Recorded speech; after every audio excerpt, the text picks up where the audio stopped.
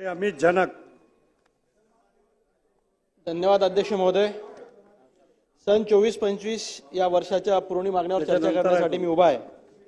अध्यक्ष महोदय, कृषी विभागाचे बाब क्रमांक 3637 यामध्ये आपल्या शासनाने 28 कोटी 73 लक्ष रुपयाची अतिरिक्त निधीची तरतूद केलेली आहे। पण अध्यक्ष महोदय, मी आवर्जून उल्लेख करेल, आमच्या वाशिम जिल्ह्यामध्ये सोयाबीन असेल, हरभरा असेल, इतर शेतमाल जो आहे तो सध्या हमी भावापेक्षा कमी किमतीत विकला चाललेला आहे। आपला वाशिम जिल्हाच नव्हे तर अख्ख्या राज्यभरात हे चित्र आहे। अध्यक्ष महोदय, मोठा गाजावाजा करून निवडणुकीच्या आधी शासनाने नाफेड अंतर्गत सोयाबीन खरेदी केंद्र सुरू केले। मी आदरणीय दादांना सांगू इच्छितो की नाफेडनी 12% मॉइश्चरनी सोयाबीन खरेदीचा नियम जो लागू केलेला आहे त्यामध्ये केंद्र शासनाने 15% सूट दिली, पण अजूनही त्या नियमाची अंमलबजावणी होत नाहीये। तसेच सीसीसीआयचे जे केंद्र आहेत कापूस खरेदीचे ते सुद्धा उशिरा सुरू झालेले आहेत आणि 8% मॉइश्चर त्याच्यावर त्यांनी ती अट लावलेली आहे। त्यामुळे शेतकऱ्यांनी पाठ या केंद्राकडे फिरवलेली आहे। मी अध्यक्ष महोदय, रिसोड आणि मालेगाव तालुक्यातील शेतकऱ्यांना पीक विम्यासाठीची तरतूद आपल्या शासनाने राज्यासाठी केलेली आहे, त्यामध्ये या 2 तालुक्यातल्या शेतकऱ्यांना अजून न्याय मिळाला नाही। शेतकऱ्यांना पीक विम्याची रक्कम लवकर मिळावी अशी विनंती करतो। तसेच मागच्या आर्थिक वर्षामध्ये जे नैसर्गिक आपत्ती आमच्या वाशिम जिल्ह्यामध्ये झाले त्याची सुद्धा रक्कम शासनाकडे थकीत आहे। अध्यक्ष महोदय, ती सुद्धा शेतकऱ्यांच्या खात्यात लवकरात लवकर वळती व्हावी ही आपल्या माध्यमातून विनंती करतो।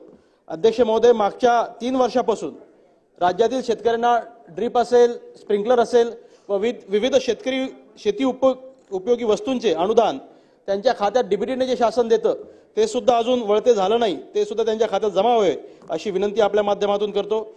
अध्यक्ष महोदय, मागच्या शासनाने शेवटच्या अधिवेशनामध्ये शेतकऱ्यांसाठी 5000 रुपये जे अनुदान जाहीर केलं होतं, ज्या शेतकऱ्यांनी ई पीक नोंदणी केलेली आहे आपल्या सातबाऱ्यावर त्या शेतकऱ्यांना ते 5000 देण्यात आले, पण ज्या शेतकऱ्यांच्या सातबाऱ्यावर ई पीक नोंदणी नाहीये त्या शेतकऱ्यांसाठी ती अट शिथिल करून त्यांना सुद्धा देण्यात येईल असं सांगण्यात आलं होतं। अध्यक्ष महोदय, निवडणूक झाल्यानंतर हे आश्वासन सुद्धा हवेत विरळलं आणि अजूनही शेतकऱ्यांना ते 5000 ज्यांची ई पीक नोंदणी सातबाऱ्यावर नव्हती त्यांना मिळाले नाहीत।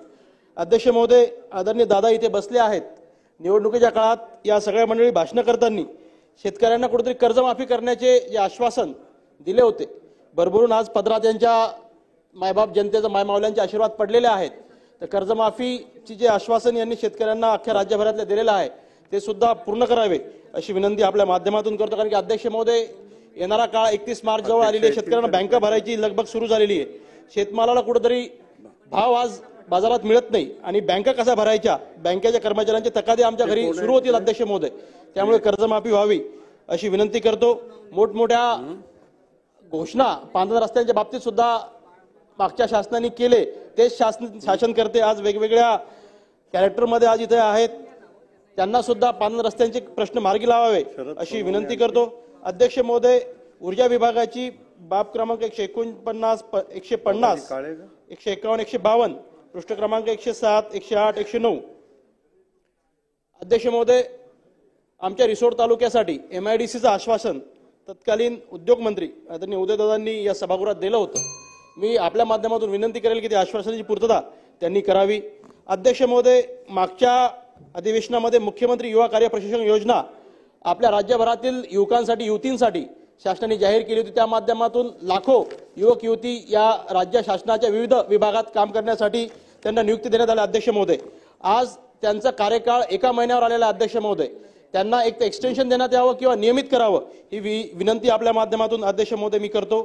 सर्वात महत्त्वाचं अध्यक्ष महोदय, आपल्या आदरणीय दादांनी मागच्या शेवटच्या अधिवेशनात अध्यक्ष महोदय कंक्लूड करतोय। अध्यक्ष महोदय, शेवटचा मुद्दा कैलास पाटील। अध्यक्ष महोदय, शेवटचा मुद्दा आदरणीय दादांनी जुलैच्या अधिवेशनामध्ये मागेल त्याला सौर पंप ही योजना जाहीर केली। आदरणीय दादा, मी विनंती करतो की या योजनेमध्ये ज्यांच्याकडे वीज कनेक्शन आहे त्याही शेतकऱ्यांना आपण सहभागी करून घ्यावं ही विनंती करतो। थोडीशी संशोधन त्या याच्यामध्ये योजनेमध्ये करून ज्या शेतकऱ्यांकडे वीज आहे त्यांना सुद्धा जर आपण घेतलं तर नक्कीच याचा फायदा विदर्भातील शेतकऱ्यांना होईल अशी विनंती करतो आणि थांबतो। जय हिंद, जय महाराष्ट्र। मान्य